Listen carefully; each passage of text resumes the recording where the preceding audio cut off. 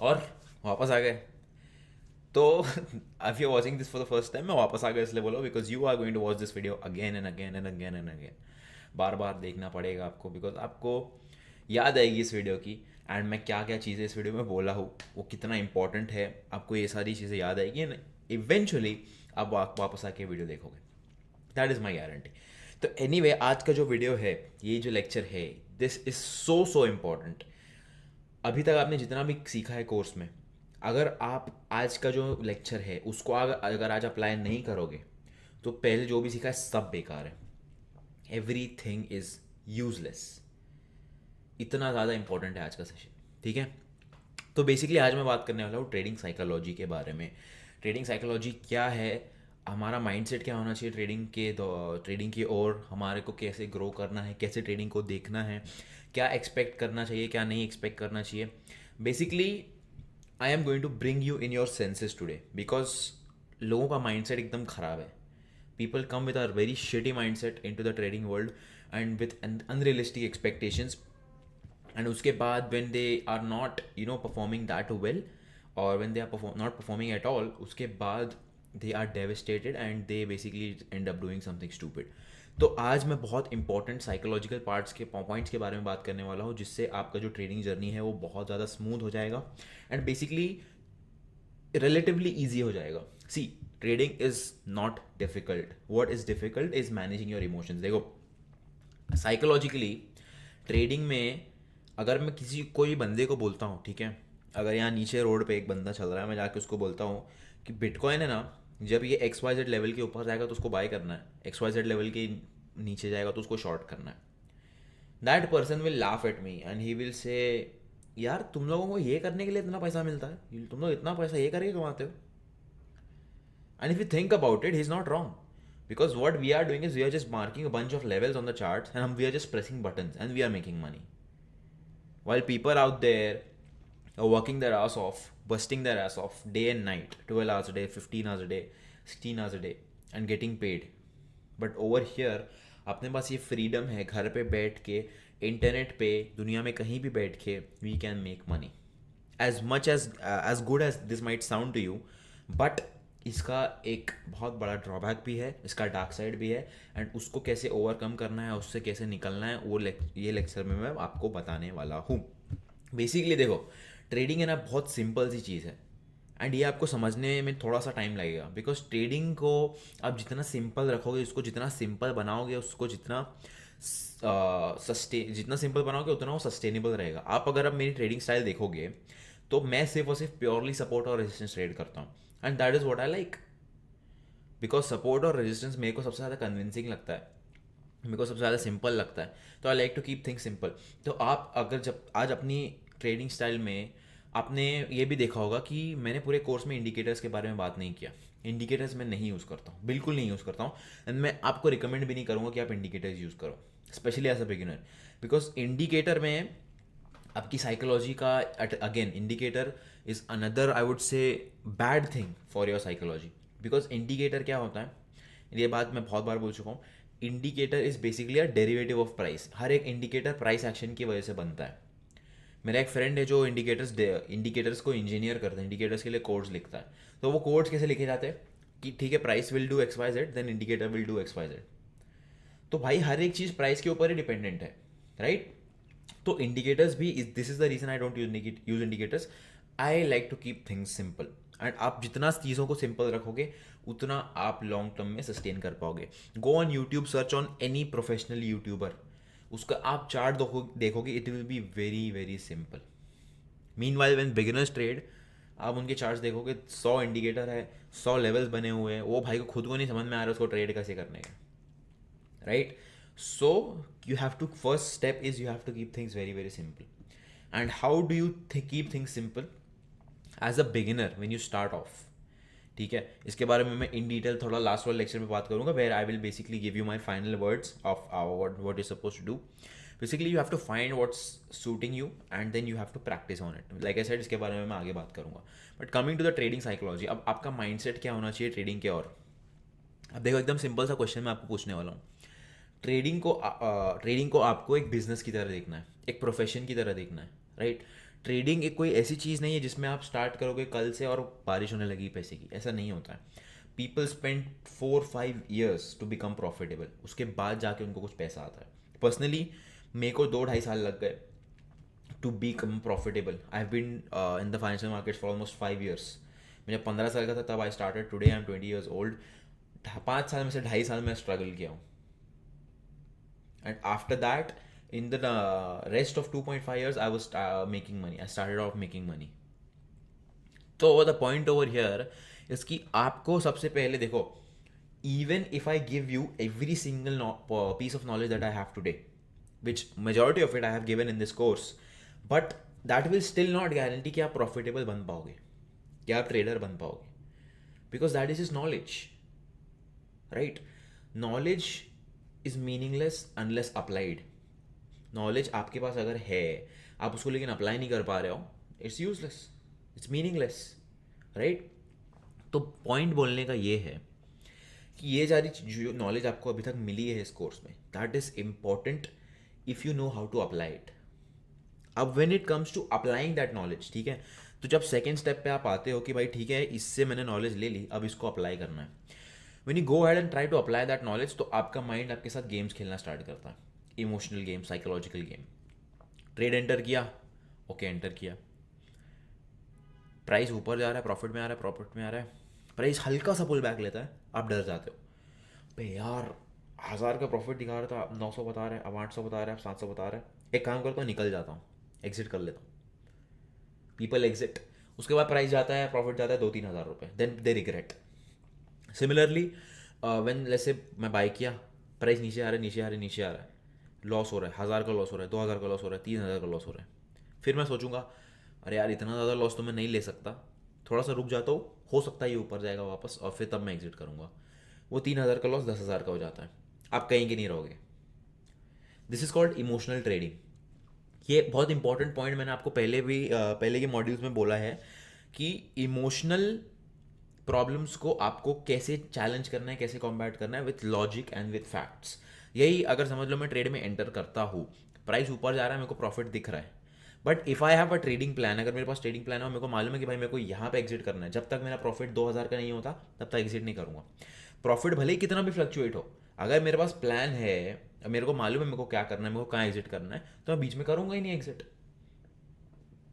And still it is not that simple, थोड़ा time लगता है, बट अगर आपके पास प्लान है, आपके पास लॉजिक है, आपके पास फैक्ट्स है, तो आपकी जो साइकोलॉजिकल इमोशनल प्रॉब्लम्स है वो सारी की सारी खत्म हो जाएगी.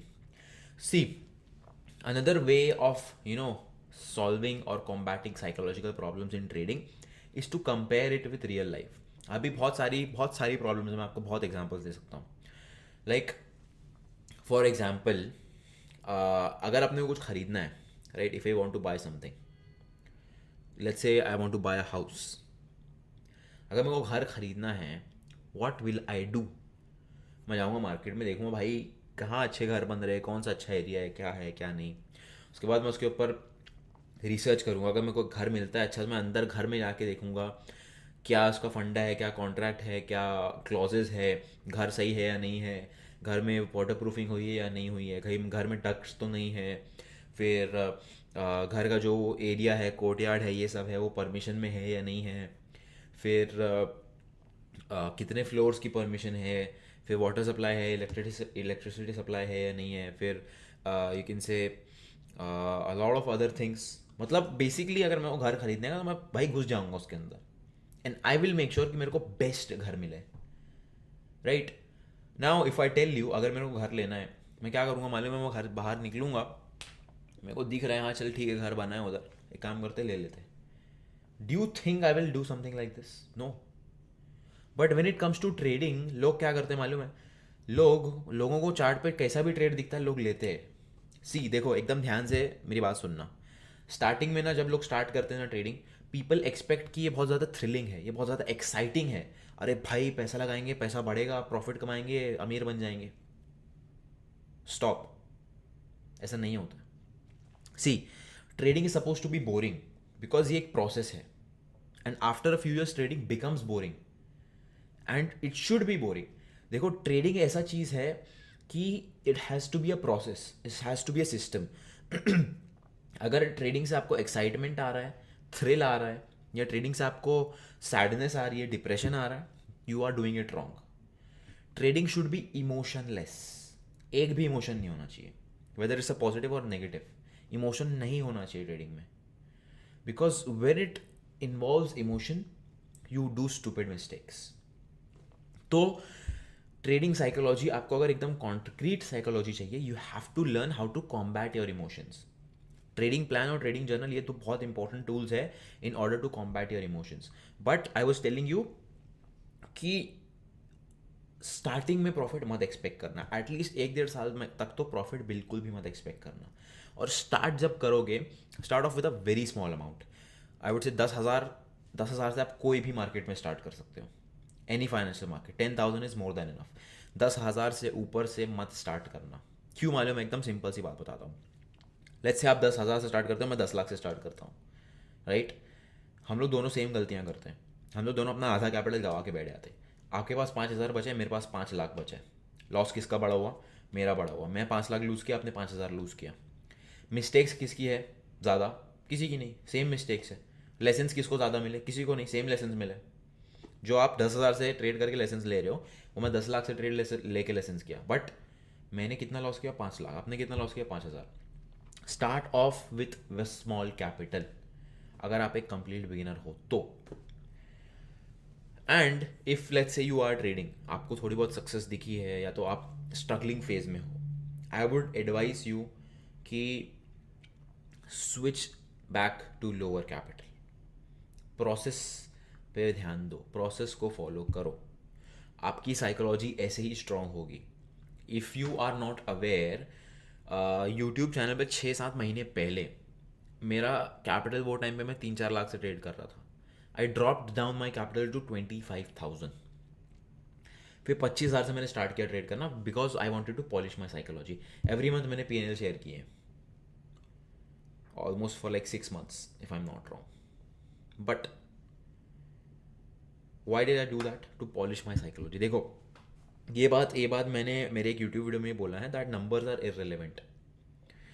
If you trade with 5 million और इफ यू ट्रेड विथ $500, दोनों को सेम ही सिस्टम लगेगा. The numbers are irrelevant. आपके पास अगर एक प्रोसेस है, आपके पास अगर एक स्ट्रैटेजी है, बात उधर ख़त्म हो जाती. You become successful when you have a process and you have a strategy ready. Process अगर हो रहा है ना, ख़त्म, बात ख़त्म हो जाती है उधर. फिर नंबर्स आर इररिलेवेंट. फिर पैसा आपके लिए कमोडिटी हो जाएगा. कि अभी मैं आपको एक और स्टोरी बताता हूँ. मेरा एक फ्रेंड है बहुत अच्छा, उसका नाम समीर है. He is been trading in almost for 15 years. वो मेरे को अपनी स्टोरी बता रहा था कि मैं पहले स्टार्ट किया, he lost about $3,500 15 years back. $3,000-4,000 का उसका लॉस हुआ. उस स्टार्ट किया था ट्रेडिंग. तो उसके बाद ही started very small again to polish his psychology, to focus on the process. When he started small, he started seeing good results. Then he met one guy, and that guy told him, I want you to trade for me. He was like, no, मेरे को नहीं करना है trade. But then the guy told him, let's start small. The guy gave him $10,000, and he was like, इससे trade कर.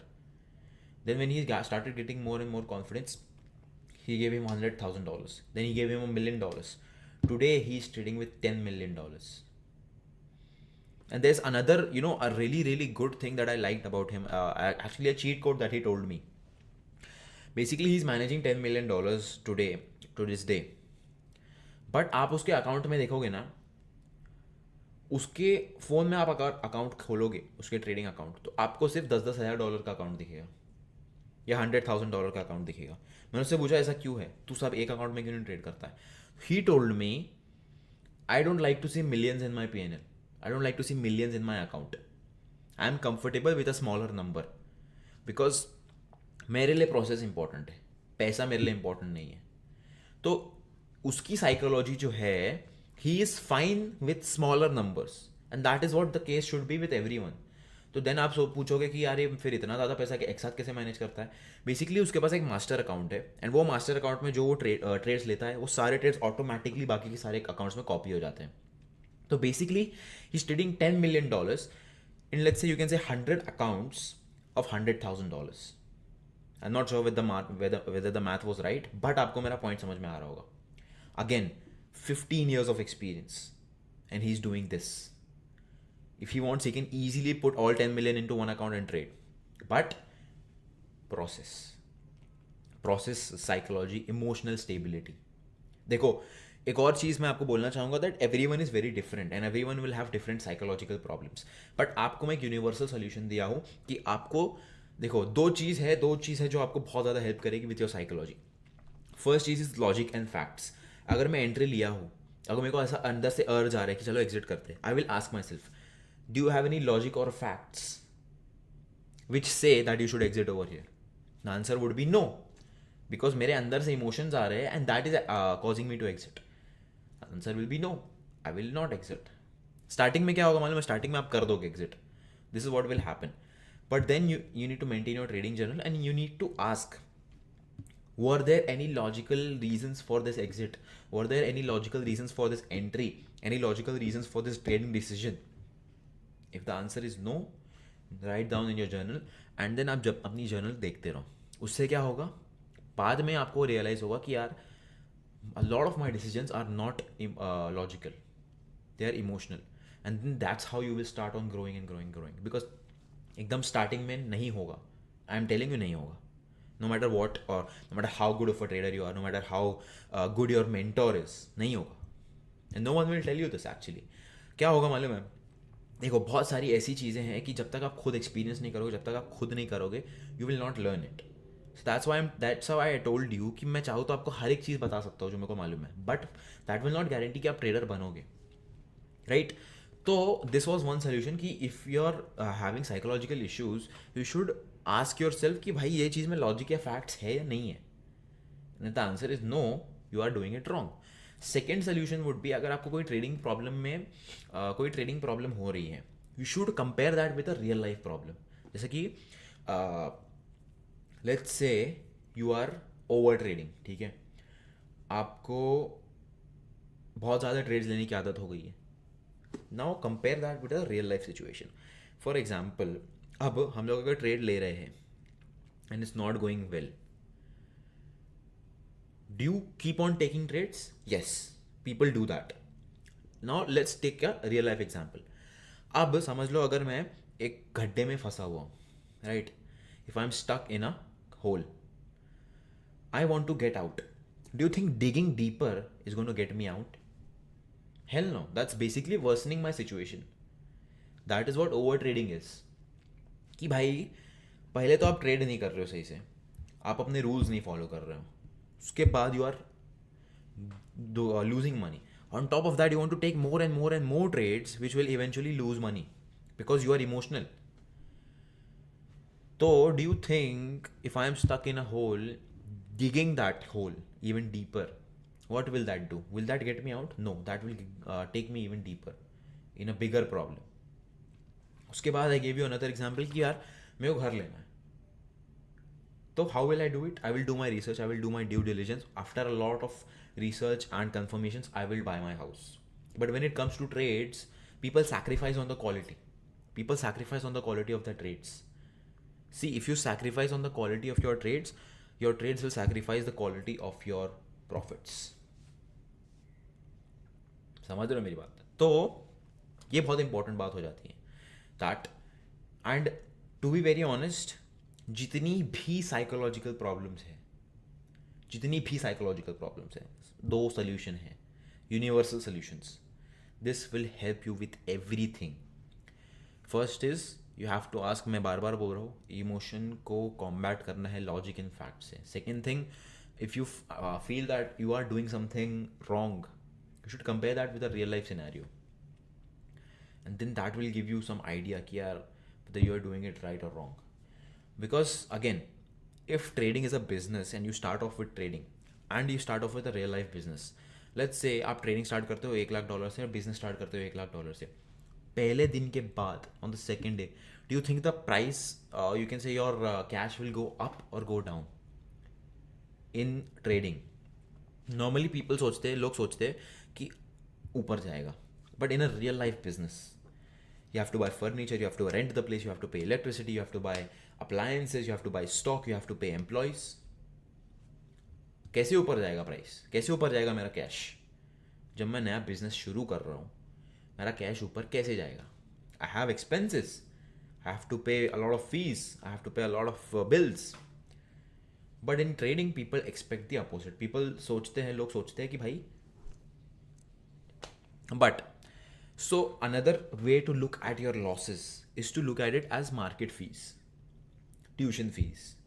Ki, like I told you, in a real business, what happens when you start off, you have to pay a lot of fees, you have to pay a lot of bills, you have to pay a lot of expenses.